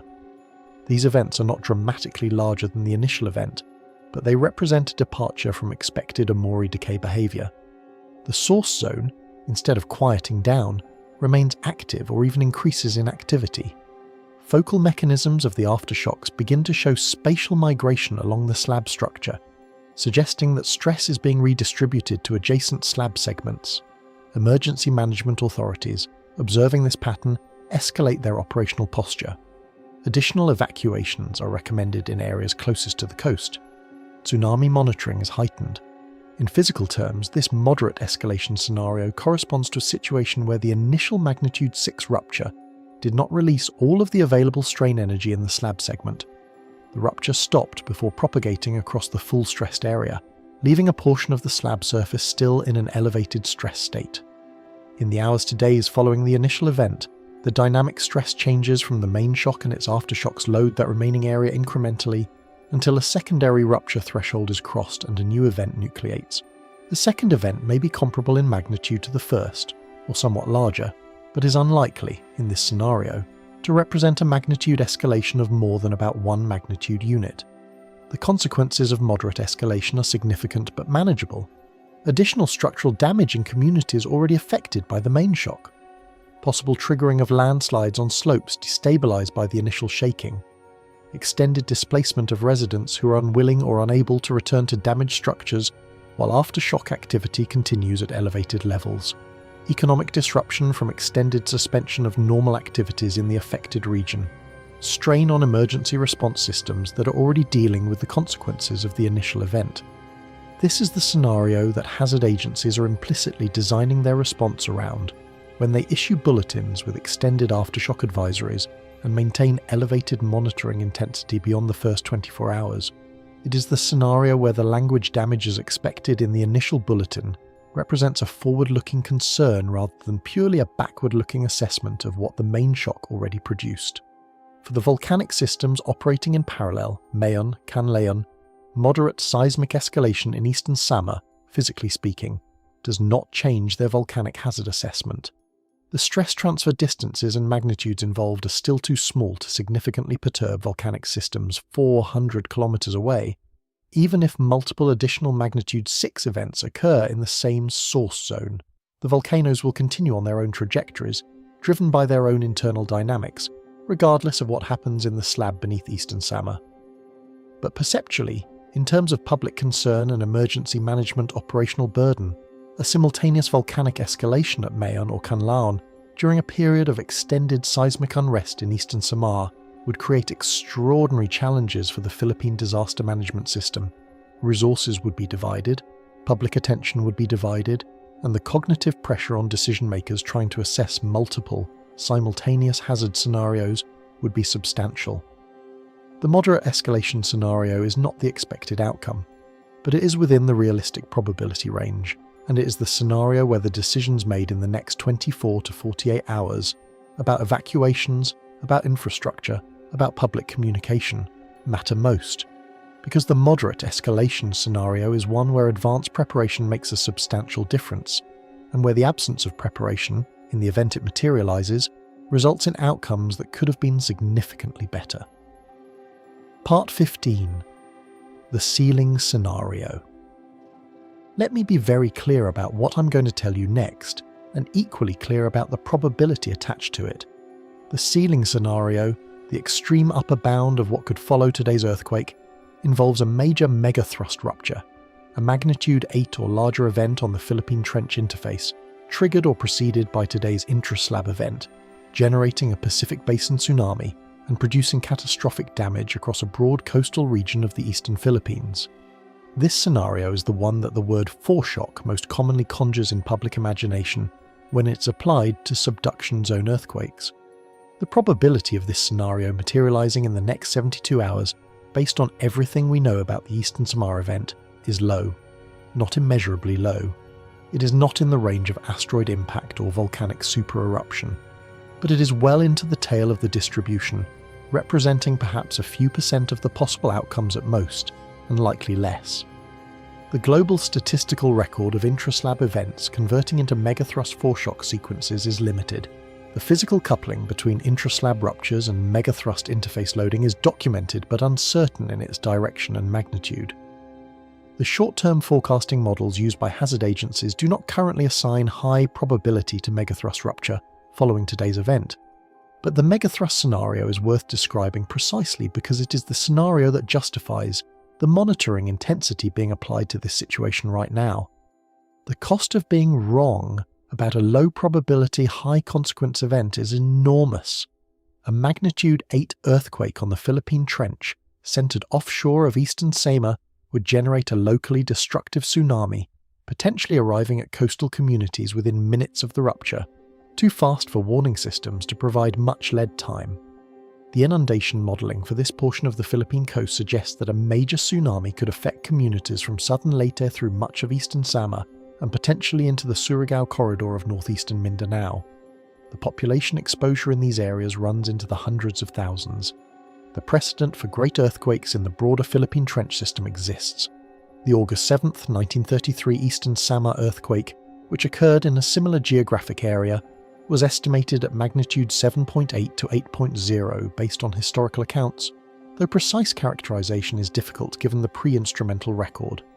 Significant tsunamis have been generated historically from the eastern Philippine coast, including events that cause localized casualties and destruction. The recurrence interval for great earthquakes on this segment of the trench is uncertain, but it is not infinite.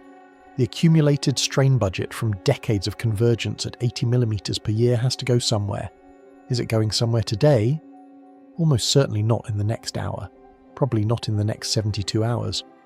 But the honest answer to the question of whether this morning's magnitude 6 is the opening of a sequence leading toward a great earthquake is, we cannot rule it out. We can assign it low probability, we cannot rule it out, and that non-zero probability, sitting in the tail of the distribution while the 72-hour clock runs, is the reason the monitoring arrays are active, the reason the bulletins are being watched carefully, and the reason the question this video started with, singleton or foreshock, is not a rhetorical question. It is a live operational one. Part 16. Viral signals versus physical signals. While the 72-hour clock was running on the scientific question, a different kind of clock was running on social media. Within hours of the earthquake, the content ecosystem of Philippine social platforms was flooded with two categories of material that spread faster than any official bulletin. The first was the imagery from the San Pedro Calungsod Chapel, the fallen crucifix, the disturbed altar, the evidence of the earthquake's intrusion into a sacred space. The second was the animal behaviour videos, dogs cowering or barking aggressively, chickens scattering, horses stamping restlessly in the minutes before the shaking was reported. We have already addressed the crucifix, intensity. 5 shaking, traditional mounting methods, predictable structural mechanics, nothing physically anomalous. But the animal behaviour videos deserve a slightly more thorough treatment, because the claim embedded in their viral spread, that animals somehow knew the earthquake was coming, touches on a real scientific question that is often badly misrepresented in both directions. The real mechanism, as we mentioned earlier, is P-wave detection. Primary seismic waves travel faster than secondary waves and surface waves, and they carry energy at frequencies that some animals can detect before humans can. The P-wave arrival from a magnitude 6 earthquake at a depth of 70 or so kilometers would reach the surface as a very subtle, very brief, low-amplitude ground motion, a fraction of a second of gentle vibration before the more pronounced S-wave and surface wave shaking arrives.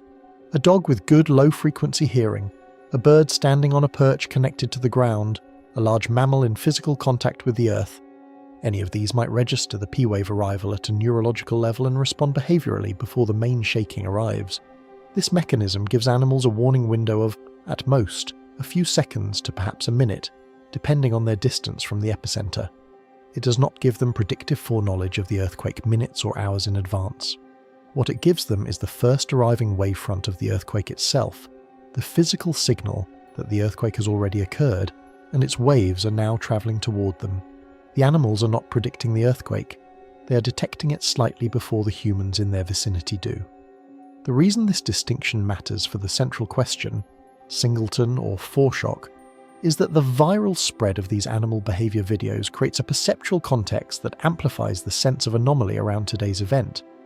When people see animals behaving strangely, see a crucifix torn from an altar, see 3 volcanoes erupting simultaneously, and read about a depth disagreement between 2 major agencies, each of these individually might be explainable. But collectively, in the shared cognitive space of social media, they reinforce each other. They build a narrative of exceptional events that may or may not correspond to an actual departure from normal geological behaviour. The physical signals that actually matter for the foreshock question, aftershock magnitude, spatial migration, frequency behaviour, are not going viral on social media. They are being processed by algorithms in monitoring centres and discussed in highly technical language among a relatively small community of seismologists. The public perception of this event is being shaped by the fallen crucifix and the frightened dogs. The actual risk assessment is being shaped by Omori decay curves and Coulomb stress models. This divergence between perceived anomaly and physical anomaly is one of the persistent challenges in public science communication around earthquake hazard. The signals that look most dramatic are often the least informative physically. The signals that are most informative physically, the subtle shifts in aftershock statistics, the gradual refinement of depth solutions, the geodetic data showing whether crustal deformation is behaving normally, are almost entirely invisible to a general audience without a substantial mathematical background. What the viral content tells us about the earthquake is essentially nothing beyond what the PHIVOLCS bulletin already communicated. What it tells us about human cognitive architecture is quite a lot. We are pattern-seeking creatures, and we are particularly responsive to visual and emotional signals of danger. That responsiveness served our ancestors well in environments where the ability to quickly recognize and respond to threat patterns was literally the difference between survival and extinction. In the context of earthquake hazard communication, it creates a persistent tendency to overinterpret visual and anecdotal signals and underweight the statistical and probabilistic information that is actually most relevant to assessing risk. The real signals are in the seismic arrays, not in the chapel or in the chicken yard, and the seismic arrays are saying, watch closely for the next 72 hours.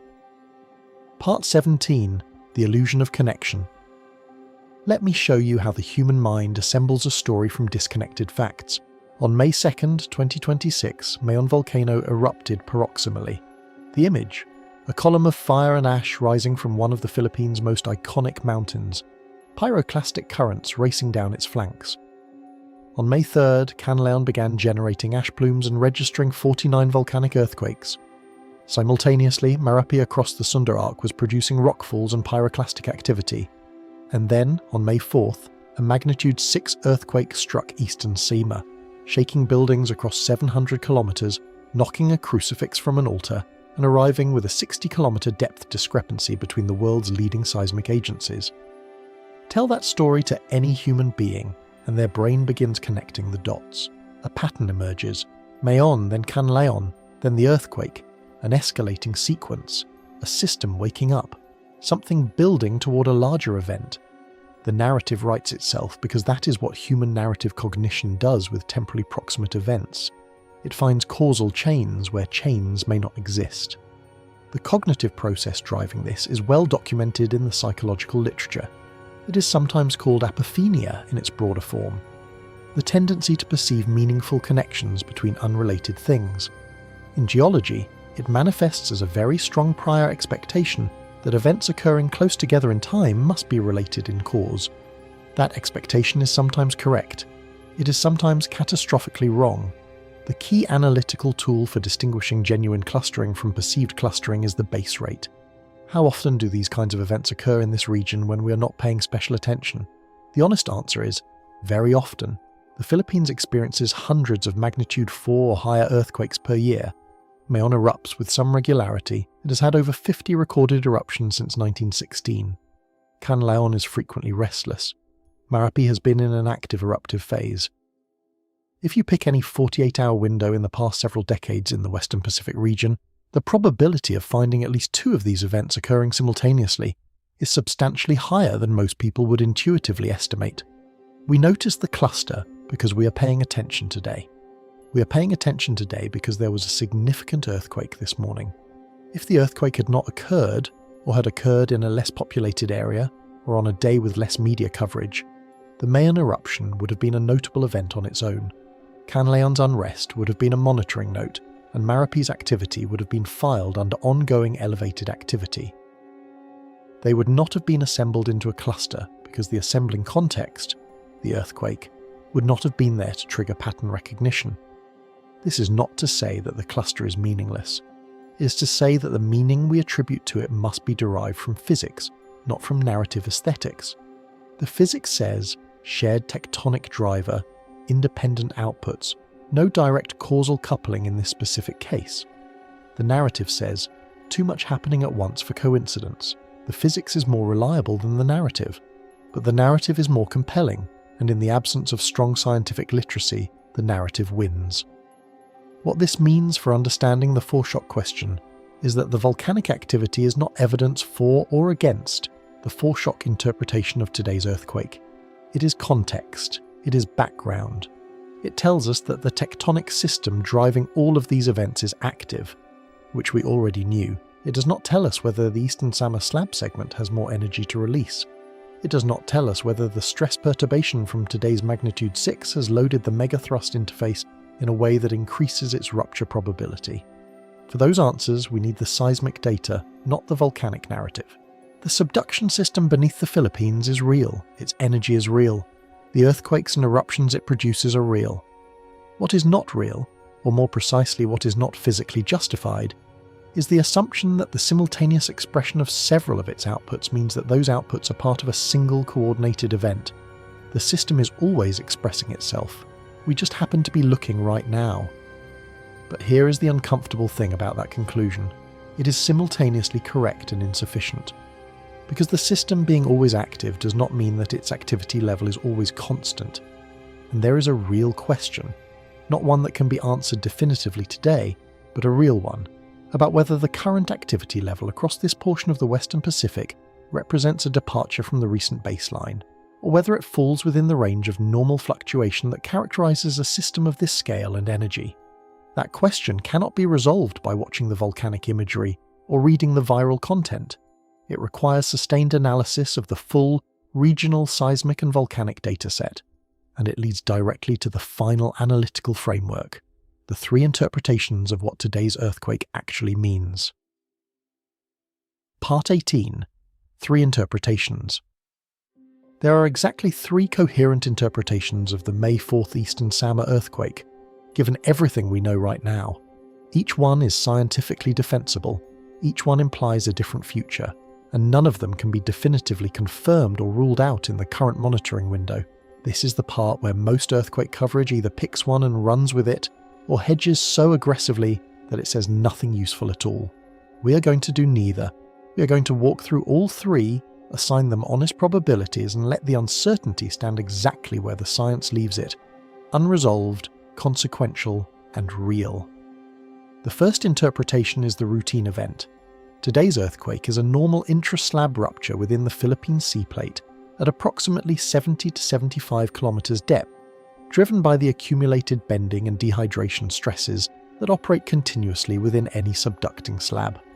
It occurred at the same general location as the 2019 magnitude 6.5 because that is a persistent stress concentration zone within this portion of the slab, a section of the slab that repeatedly ruptures at moderate magnitude as it works through its stress inventory. Think of it like a pressure valve that opens at the same spot repeatedly, because the geometry of the slab bending creates a reliable stress concentration at that particular point. The valve opens, releases what it can, closes, and begins refilling. The low initial aftershock count in today's sequence, approximately 5 events in the first hour, reflects an efficient main shock that released a large fraction of the available strain energy in the rupture zone, leaving relatively little residual stress to drive an active aftershock sequence. The sequence will decay normally over the following week, producing a handful of felt aftershocks but no significant escalation. The volcanic activity at Mayon, Kanlaon, and Marapi is coincident but unrelated, driven by the same underlying plate motion but operating independently on its own internal dynamics.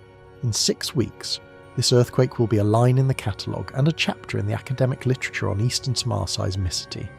The television coverage will have moved on, the monitoring agencies will have archived the sequence, and the slab will continue its descent silently at 80 millimeters per year, as it has been doing for millions of years. Probability?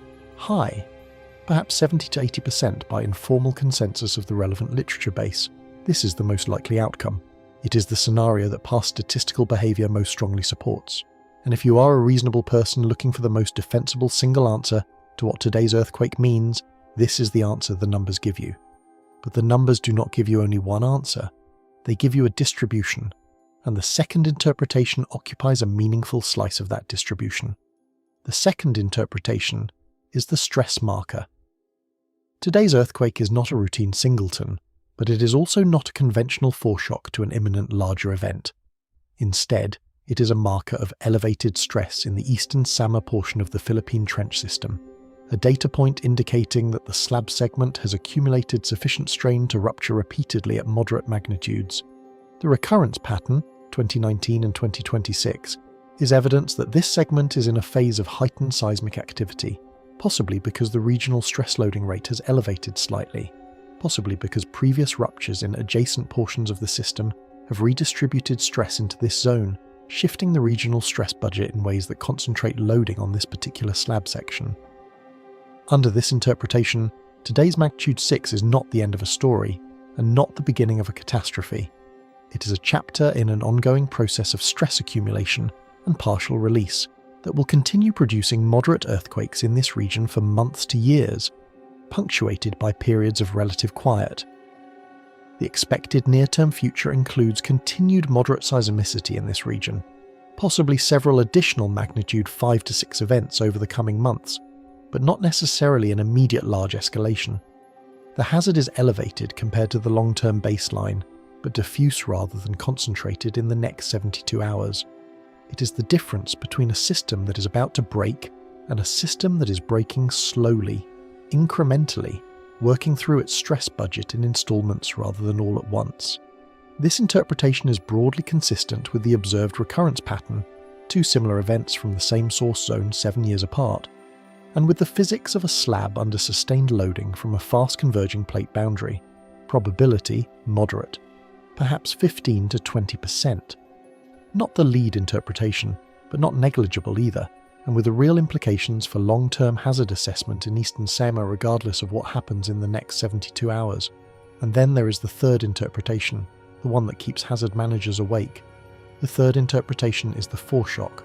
Today's magnitude 6 is a foreshock to a larger event, magnitude 7 or above, that will occur within hours to days on the same slab segment, on an adjacent slab fault, or possibly on the megathrust interface itself, as the stress redistribution from today's event pushes an already loaded patch of the plate boundary over its rupture threshold. Under this reading, the relatively low aftershock count is not evidence of an efficient main shock. It is evidence of incomplete stress release, a rupture that stopped before propagating across the full stressed area, leaving an adjacent patch in an elevated stress state, loaded closer to failure than it was this morning. The recurrence from 2019 does not represent a decaying sequence working its way toward equilibrium. It represents loading behavior, a system repeatedly firing at the same address without fully discharging the accumulated strain, incrementally approaching a threshold that has not yet been crossed. The 72-hour window is open, and within it, the seismic arrays may detect the pattern of magnitude escalation, spatial migration of aftershocks along the slab structure, or frequency acceleration that would signal an impending larger event. This interpretation cannot be ruled out on the basis of current data. It is, however, the least likely of the three by a significant margin. Probability, low, perhaps 5 to 10%. 5 to 10% sounds manageable until you apply it to the population at risk. Eastern Samar and the surrounding coastal provinces have a combined population of several million people. A 5 to 10% probability of an event significantly larger than today's, in a region with limited tsunami evacuation infrastructure and high coastal population density, is not a number that hazard managers dismiss. It is not a number you round down to zero and go home. Applied to a population of several million people in low-lying coastal communities, a 5 to 10% probability of a major seismic escalation with potential tsunami generation is a number that justifies sustained elevated monitoring, continued aftershock communication to the public, kept ready emergency response postures in coastal communities, and the kind of quiet, undramatic institutional vigilance that the public rarely sees but that saves lives when it matters. The math is uncomfortable and simple. A 1 in 10 chance of a catastrophic event affecting millions of people is not a reassuring statistic. It is an operational mandate. The most important thing to understand about these three interpretations is that they are not mutually exclusive in the way simple probability assignments might suggest. They are not three doors, only one of which opens. The uncertainty is real and multidimensional. The same data that supports interpretation 1 also supports elements of interpretation 2. The data that supports interpretation 2 is broadly consistent with the initiation of interpretation 3. They shade into each other at the edges, because they are all descriptions of the same physical system in different states of evolution. The three interpretations are not three different possible realities. They are three different probability-weighted readings of a single evolving reality, and the reading that will eventually prove correct is already unfolding beneath the seafloor right now, in the data streams flowing from seismic arrays that are recording every micro-event, every subtle shift in the aftershock pattern, every deviation from expected Amori decay behavior. Here is the honest summary. The most likely outcome is normal decay. The second most likely outcome is continued moderate seismicity over months. The least likely outcome is the one the title of this video is about, and the frustrating, irreducible truth is that in the current monitoring window, with the current state of seismological science, those three outcomes cannot be definitively distinguished from one another in real time. The Earth will resolve the ambiguity on its own schedule. The monitoring agencies will be watching when it does, and the 72-hour window, the period of maximum uncertainty, maximum vigilance, and maximum consequence, is still open. Whether it closes quietly or loudly is the question the seafloor is currently in the process of answering. Part 19. The system is still moving. Return to the beginning. Return to the machine, 80 millimeters per year. The Philippine sea plate moving toward and beneath the Philippine mobile belt at a pace you cannot feel but cannot stop. Every day, the two plates move closer together by approximately 0.2 of a millimeter. In a year, more than 3 inches of relative motion accumulate. In a decade, more than 30 inches. In a century, more than 25 feet. That motion does not pause while we wait for the aftershock sequence to develop. It does not pause while hazard agencies refine their depth solutions. It does not pause while we watch the videos of the fallen crucifix and the agitated animals. It is happening right now as you listen to this, and it will be happening when whatever comes next comes next. Let that sink in for a moment. While you have been watching this video, the Philippine sea plate has moved. Not metaphorically, not in a geological abstraction that only matters across deep time. Literally physically moved, fractions of a millimeter, grinding against the overlying crust, adding its increment to a stress budget that has been accumulating since long before any human being set foot on the Philippine archipelago. The machine does not acknowledge our monitoring windows. It does not care about our 72-hour clocks. It operates on its own schedule, in its own units of time, and we are simply the species that showed up recently enough to start measuring it, and ancient enough in our anxiety to be frightened by what the measurements show. The slab beneath Eastern Samar is moving, it is bending, it is dehydrating. The water being expelled from its minerals is rising into the mantle wedge above it, generating the partial melts that will eventually feed the next eruption of one of the arc volcanoes. That process, the water leaving the slab, entering the mantle, lowering the melting point of peridotite, generating basaltic magma that rises through the crust and eventually erupts through Mayon or Kanlaon or one of their neighbours. That process is running continuously, right now, at depth. Every eruption you have ever seen footage of from a Philippine volcano is, at its root, a product of the same plate motion that generated this morning's earthquake. They are the same machine expressing itself through different outputs. The magma rising through Mayon's conduit and the stress rupturing the slab beneath Eastern Samar are siblings, not strangers. Born from the same descent, powered by the same convergence, operating on timescales that dwarf anything in human experience. The stress that today's earthquake released in the slab rupture zone, that specific patch, that specific energy budget, is being partially refilled by the continued motion of the plate. Not today, not this year. But the system is already doing the slow, patient work of resetting the trap. The patch that ruptured this morning will accumulate stress again. The question of when it next exceeds its rupture threshold is a question measured in years to decades, not hours. But the adjacent patches, the ones that did not rupture today, the ones that absorbed whatever stress perturbation today's event sent into the surrounding rock, those patches are on their own clocks we cannot read directly, clocks whose hands we can only estimate from the outside, using seismic velocities and GPS deformation rates and the incomplete historical record of past ruptures in this region. Somewhere above that moving slab, in the interface zone between the descending Philippine sea plate and the overlying crust, there are patches of contact that have not ruptured in a very long time, patches where the accumulated strain from decades or centuries of convergence has been stored quietly in the elastic deformation of the rock that has been stretched and compressed and locked in place by friction, waiting for the stress to reach the threshold at which friction fails and the stored energy is released in seconds.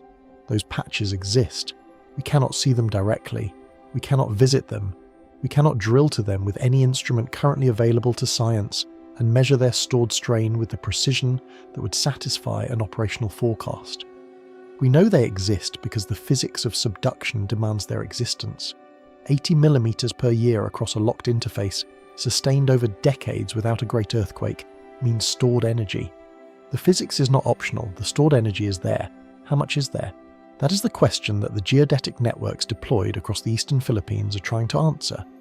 With GPS receivers measuring millimeter scale surface deformation, with tilt meters and strain meters listening for the subtle flexure of the crust under accumulating load, with satellite interferometry mapping the slow warp of the ground surface as strain builds in the rock below.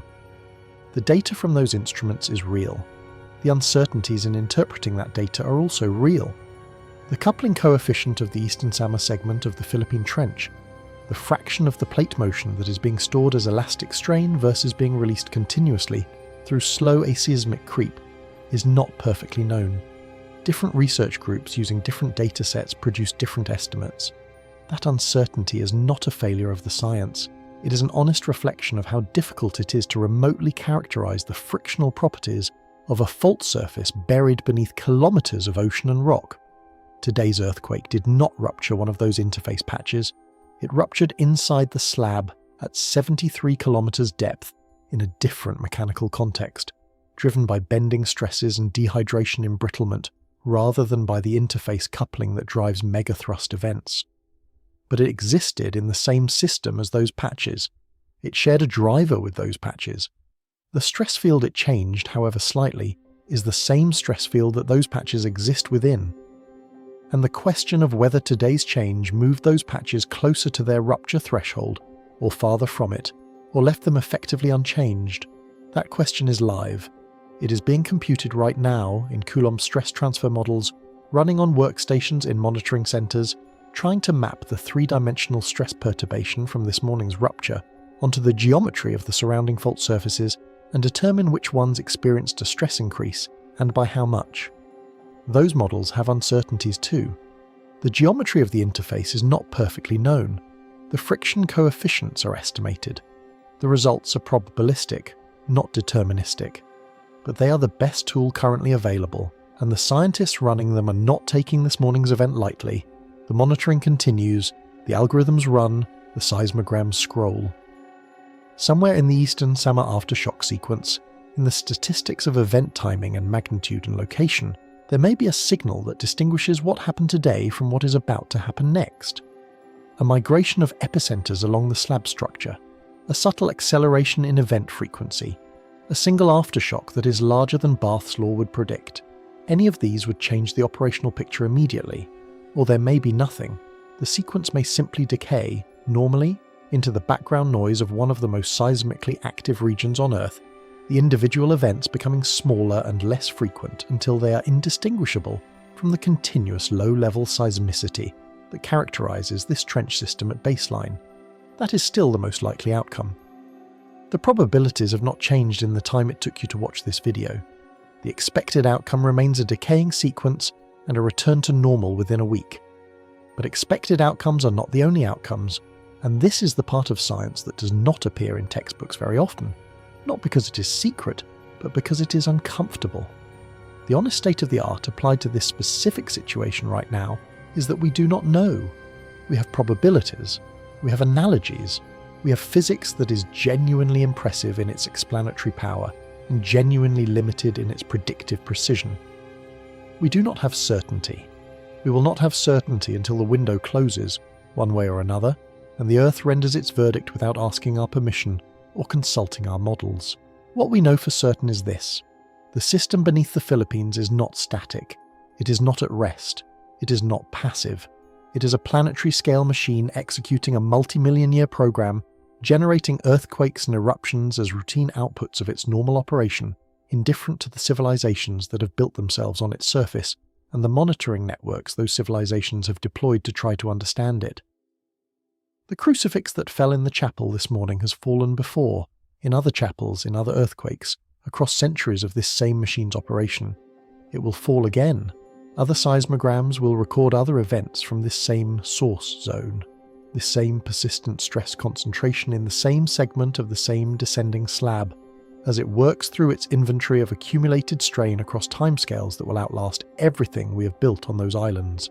The question that we cannot answer from our position in the present moment is not whether the machine will produce more significant events. It will, with absolute certainty, on a long enough timeline.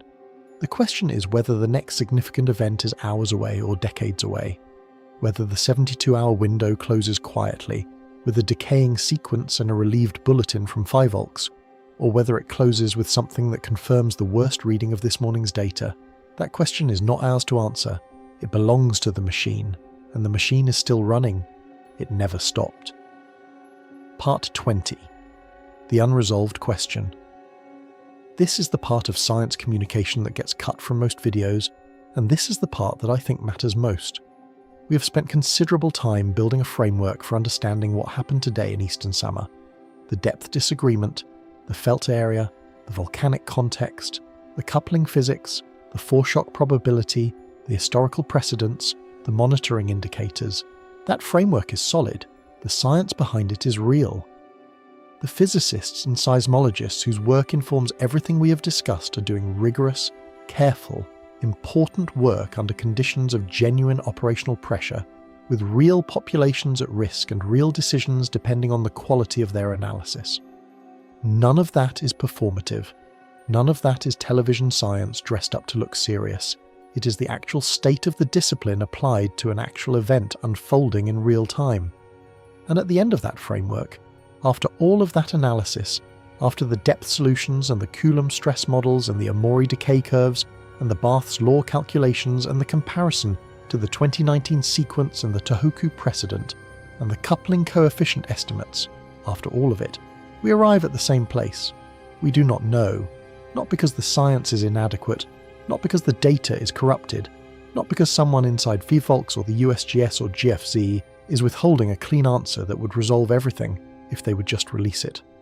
We do not know because the Earth is a complex system operating on scales of time and energy that are genuinely resistant to short-term precise prediction.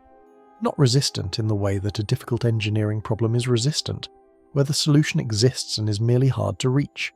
Resistant in a deeper, more fundamental sense, the kind of resistance that is built into the physics of the system itself. Earthquake science has made enormous advances in the past century.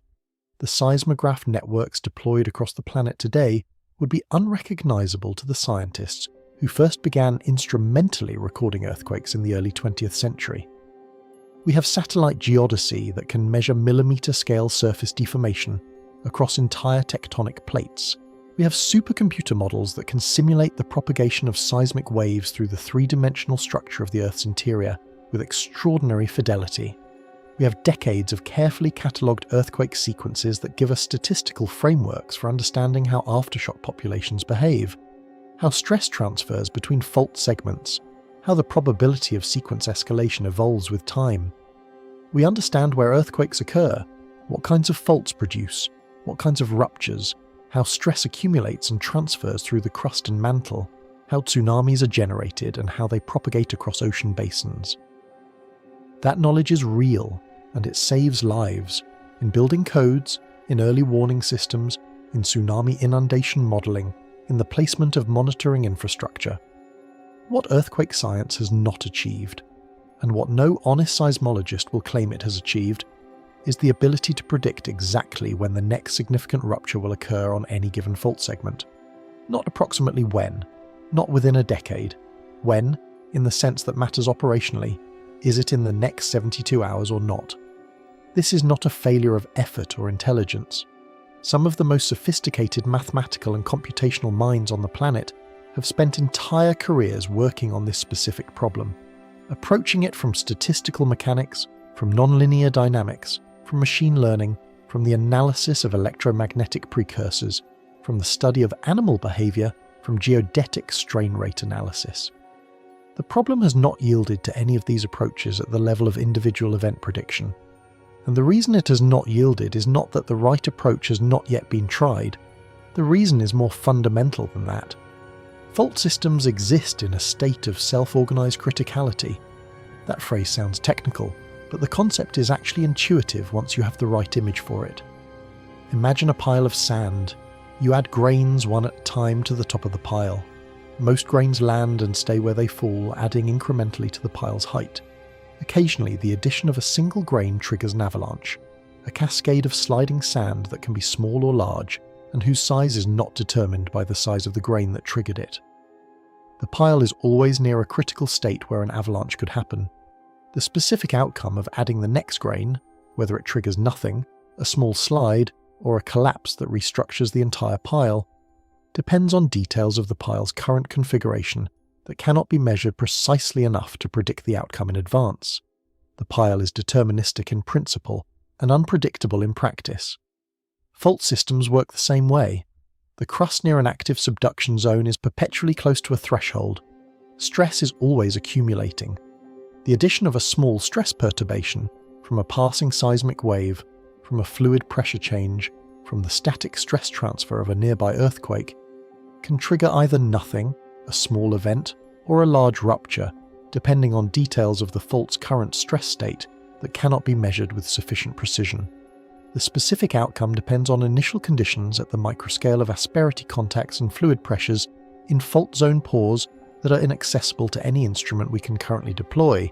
It is, in a technical and precise sense, irreducibly uncertain at the level of individual events. Not uncertain because we lack data. Uncertain because the data required to remove the uncertainty does not exist in any accessible form.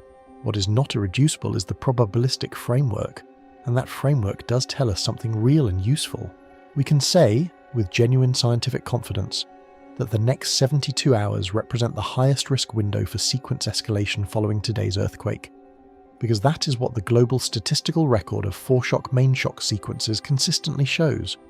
We can say that normal Omori decay behavior would substantially reduce that risk with each passing hour, because that is what decades of aftershock sequence analysis demonstrate. We can say that the magnitude 6 Eastern Samar intraslab event most likely represents the main shock of this sequence, not a foreshock, with a confidence level that is substantial but not absolute, because that is what the base rate statistics demand when applied honestly. We can say that the volcanic activity at Mayon, Kanlaon and Marapi does not change the seismic risk calculus for the Eastern Samar aftershock sequence in any direct physical sense, because the coupling distances and stress magnitudes involved do not support a causal link. We can say that the Philippine Trench segment offshore of Eastern Samar is a known seismically active zone, with a documented history of moderate repeated ruptures, embedded within a larger tectonic system that is physically capable of producing great earthquakes with the potential for regional tsunami generation. Because the geological record and the physics of the subduction system both confirm it. All of those things are true, all of them are useful, none of them resolve the central question.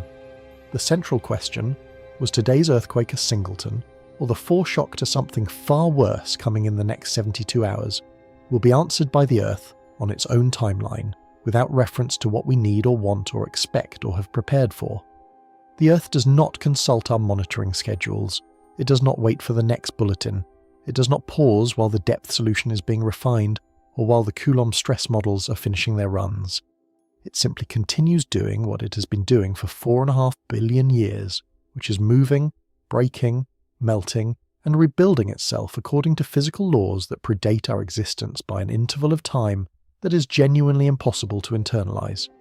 The systems are still moving, the slab is still descending, the magma is still rising through the arc, the faults are still accumulating strain.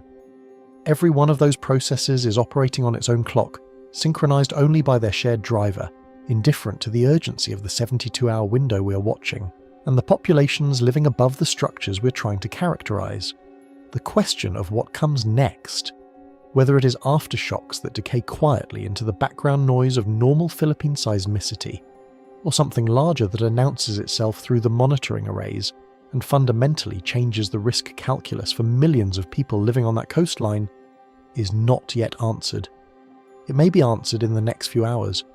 It may not be answered for days, or it may never be definitively answered for this particular event, because the sequence decays normally and the singleton interpretation is confirmed by absence rather than by the presence of escalation, confirmed by what does not happen rather than by what does. But the question being unresolved is not a failure. It is not a gap to be embarrassed by or papered over with false confidence in either direction. It is the honest state of a science applied at the boundary of what current observation and theory can tell us, doing the best that is currently possible with the tools that currently exist, communicating that honestly to the people who need to make decisions within that uncertainty, and living with genuine uncertainty, sitting with it without flinching, communicating it clearly without either sensationalizing it or minimizing it, acting prudently within it rather than retreating to the false comfort of premature conclusions, is what good science and good science communication actually requires. It is harder than picking a side. It is more useful than picking a side. The Philippine sea plate will continue its descent. The volcanoes will continue their eruptions. The faults will continue their slow, invisible loading. And somewhere in the data streams flowing right now from the seismic arrays and GPS receivers and tilt meters and ocean bottom pressure gauges deployed across one of the most geologically active regions on the surface of this planet, the answer to today's question is already being written, one waveform at a time.